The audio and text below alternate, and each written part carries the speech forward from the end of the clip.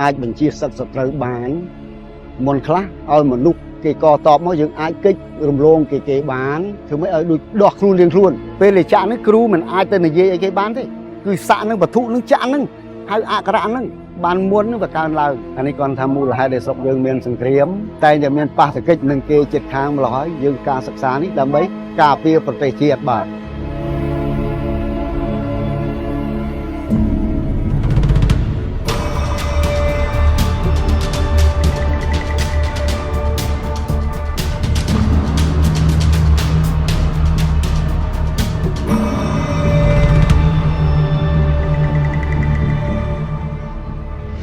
ជាប្រទេសដែលមានប្រវត្តិសាស្ត្រចំណាស់ជាងគេមួយនៅតំបន់អាស៊ីអាគ្នេយ៍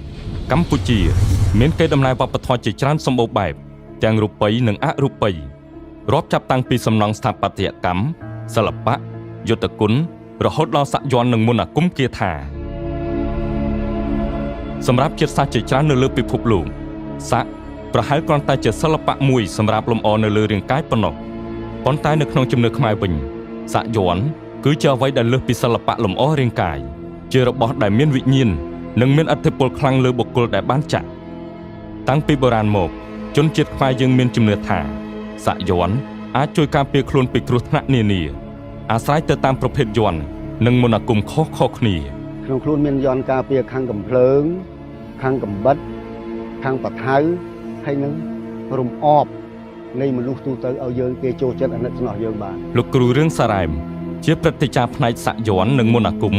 ដែលមានស្រុកកំណើតនៅខេត្តបាត់ដំបងនិងបានសិក្សារៀនសូត្រចំណេះវិជ្ជានេះប្រមាណជាង50ឆ្នាំមកហើយបានពន្យល់ពីឥទ្ធិពលនៃសាក់យ័ន្តនៅលើខ្លួនប្រាណរបស់លោកយ៉ាងដូចនេះថាអានេះខ្ញុំគិតពីសម័យលន់នល់មករហូតដល់បាទសម័យលន់នល់រហូតដល់យើងសម័យរដ្ឋកម្ពុជានឹងតបព្រីត្រូវការកាលនោះវាអត់តន់បូកសរុបបញ្ចូលគ្នាទេ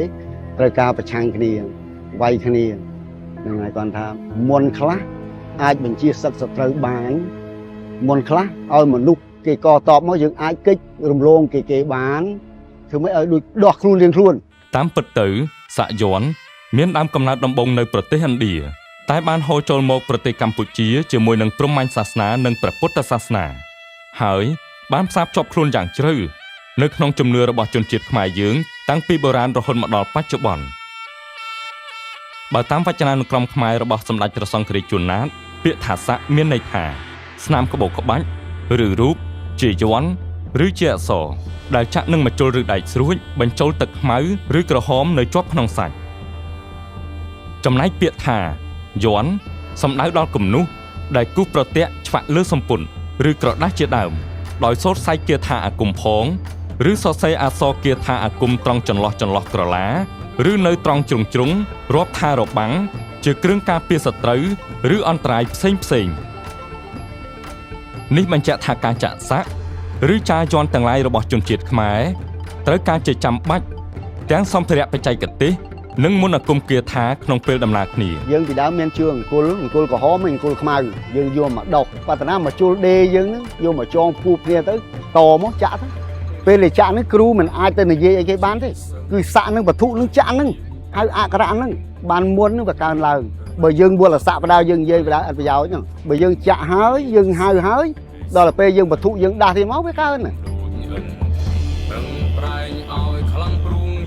ក្រៅពីជួយការពារខ្លួនពីអំពើផ្លូវងងឹតផ្ដល់សេចក្តីសុខនិងធ្វើឲ្យគេស្រឡាញ់ចូលចិត្តច្រើនសាក់យ័ន្តត្រូវបានគេសង្កេតឃើញថាមានទំនាក់ទំនងយ៉ាងជិតស្និទ្ធនឹងយុទ្ធគុណបុរាណខ្មែរព្រោះថាសាក់យ័ន្តទាំងនោះបានរួមចំណែកពង្រឹងស្មារតីអង្អាចក្លាហាននិងផ្ដល់ធម៌ពលទាំងផ្លូវកាយនិងផ្លូវចិត្តដល់អ្នកប្រយុទ្ធក្បាច់គុណទាំងនោះវារៀនក្បាច់គុណក៏ប៉ុន្តែយកយ័ន្តពីចម្ពោះយ័ន្តហ្នឹងទៅចាក់ទៅជាប់ខ្លួនដែរដើម្បីឲ្យវាមានកម្លាំងពលំខ្លាំងក្លាដែលចំពោះប្រយុទ្ធជាមួយសត្រូវ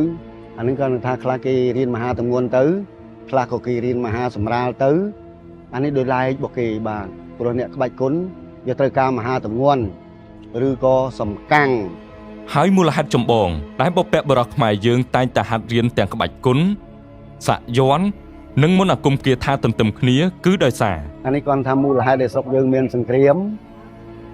តែងតែមានប៉ះទង្គិចនឹងគេចិត្តខាងម្ល៉េះហើយយើងការសិក្សានេះដើម្បីការពារប្រទេសជាតិបាទទោះជាយ៉ាងណា មិនមែនមានន័យថាគ្រប់សាក់យ័ន្តដែលនៅជាប់លើសាច់របស់មនុស្សគ្រប់គ្នាសុទ្ធតែអាចការពារបុគ្គលទាំងនោះពីគ្រោះថ្នាក់បានគ្រប់ពេលវេលានោះទេប្រសិទ្ធភាពនិងឫទ្ធានុភាពរបស់សាក់យ័ន្តគឺអាស្រ័យទៅលើទង្វើការប្រព្រឹត្តនិងការប្រកាន់ត្រណមរបស់បុគ្គលរៀងៗខ្លួនមានខ្លះក៏មានរបួសមានអ្នកខ្លះក៏មិនមានរបួសដែរអានេះការតំណមបាទអ្នកខ្លះមានរបស់របរពេញខ្លួនក៏ប៉ុន្តែទៅប្រព្រឹត្តអាក្រក់ក៏មិនអាចជួយបានដែរបាទដូចយើងទៅលួចប្រពន្ធគេលួចទ្រព្យគេជេរម្រាយគេមើងងាយគេ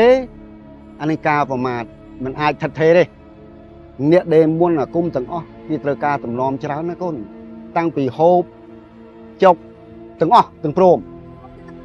តំណមបើយើងខាងមុនអាគុំគេតមដើមចេកបាទដើមចេកមូលហេតុដែលគេតមដើមចេកពេលណាយើងមានហោមវិធីយើងយកមករៀបជាមង្គលយើងថ្វាយបង្គំលោកដល់ចុងបញ្ចប់ស៊ីគ្រូខ្លួនឯងសួរតើបានផលឬអត់វាអត់បានផលទេ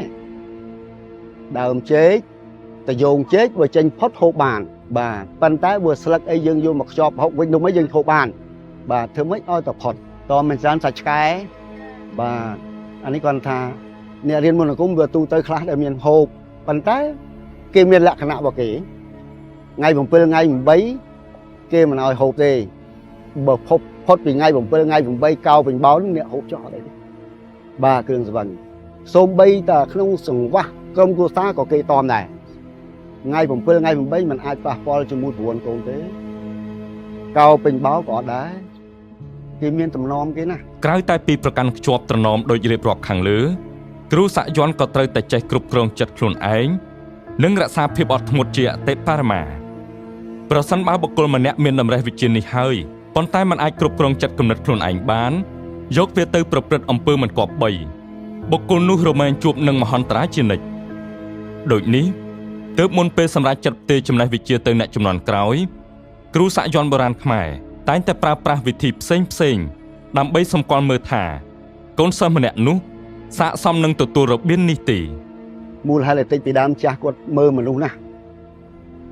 ដែលអាចរៀនពីគាត់បានគាត់ឲ្យបើរៀនមិនបានគាត់មិនឲ្យទោះបីជាអង្វរគាត់យ៉ាងណាក៏គាត់ឲ្យដែរព្រោះគេមើលអត្តចរិតយើងតែអាចគួរទៅយកទៅកាន់បាននេះអត់បាទអានេះគាត់ចាស់ពីដើមគេគាត់សលៀងកបិតមួយដើរព្រៃទៅបាទដើរព្រៃជាមួយគាត់ហើយបើយើងកាន់កបិតនឹងហើយយើងគាត់ឃើញដើមឈើប៉ាត់សួរថាបានប្រយោជន៍អីគ្នាមិនតផងតែកាប់គ្នាត្រាយគ្នាឆ្លាស់ហើយនោះចុះទាំងរំបានវិជាដែលរបស់នេះវាអាក្រក់នោះយកទៅយើងឃើញយើងគិតតែវិញអញ្ចឹងម្ល៉េះឲ្យគេពិសោធន៍ចាស់គាត់មានប្រកែល្បិចពិសោធន៍ច្រើនណាកូនបាទមិនមែន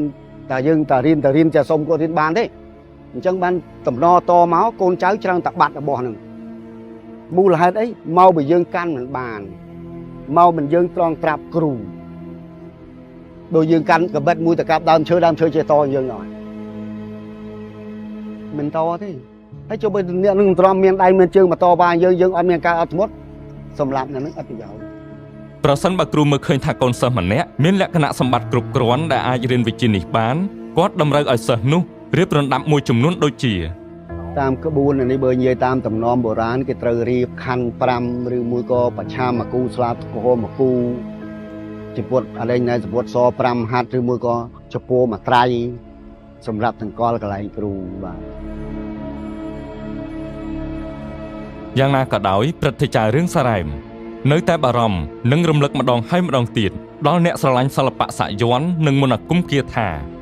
ពិចារណាឲ្យច្បាស់លាស់នៅប្រភេទយ័ន្តឬមន្តអាគមមុនពេលចារលើខ្លួនព្រោះថាសាក់យ័ន្តខ្មែរមិនមែនគ្រាន់តែជាសិល្បៈលម្អសាច់ទេតែវាជារបស់ដែលមានវិញ្ញាណលោកបញ្ជាក់ថាបើបានសាក់រួចហើយត្រូវប្រកាន់ខ្ជាប់ខ្ជួននៅវិន័យនិងត្រណមឲ្យបានគត់មុតគាត់ថាផ្ដាំទៅក្មេងសាក្រោយកូនចៅកូនក្មួយក៏ដោយមុននឹងសាក់មុននឹងចាឲ្យគិតផងមានមុនខ្លះអាចធ្វើឲ្យមនុស្សអន្តរាយក៏មានដែរអន្តរាយមូលហេតុអីដោយសារយើងមិនកាន់តំណមដល់មិនកាន់តំណមរបៀបរបបសាក់យ័ន្តហ្នឹងយើងយកទៅប្រព្រឹត្តខុសដល់ពេលអានេះខុសនឹងឯងធ្វើឲ្យយើងនឹងអន្តរាយហើយអង្គបន្ទោសគ្រូប៉ុន្តែតាមការពិតខ្លួនឯងបាទហើយខ្លះគេចោទថាអ្នកសាក់យ័ន្តសិនតែបងស្រួយបងធំមិនមែនទេព្រោះគ្រូនីមួយសិស្សនីមួយគេ ត្រង់ត្រាប់គេប្រយ័ត្នណាគេមិនឲ្យសិស្សគេធ្វើអញ្ចឹងទេហាមមិនឲ្យលួចគេហាមមិនឲ្យលួចប្រពន្ធគេទ្របគេ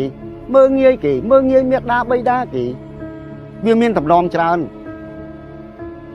វាច្រើនណាស់អញ្ចឹងមកផ្ដាំទៅសកលអ្នកក្រោយខំរៀនឲ្យបានសិក្សាឲ្យបានល្អផងបាទអាហ្នឹងអរគុណច្រើនសុខសប្បាយបាទសុខសប្បាយ